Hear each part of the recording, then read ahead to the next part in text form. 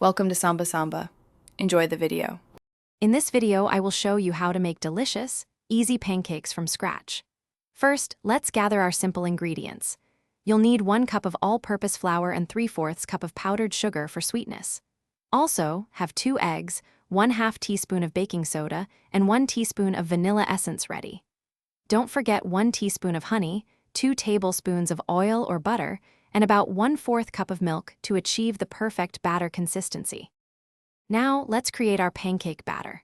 In a bowl, whisk 2 eggs with 1 teaspoon of honey and 1 teaspoon of vanilla essence until light and frothy. Next, gradually incorporate 3/4 cup of powdered sugar, mixing until fully combined.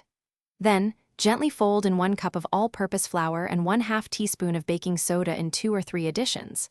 Finally, slowly add about 1/4 cup of milk, mixing just until you have a smooth, semi-thick batter. Remember not to overmix. With your batter ready, let it rest for about 10 minutes. This helps achieve a fluffier texture.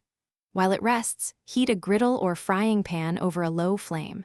Lightly grease the surface with a little oil or butter, then wipe away any excess with a kitchen towel.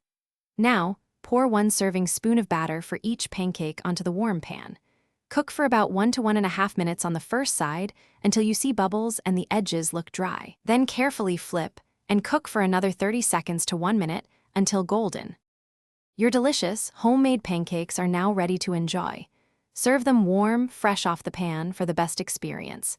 You can top them with classic maple syrup, a sprinkle of powdered sugar, fresh berries, or even a dollop of whipped cream.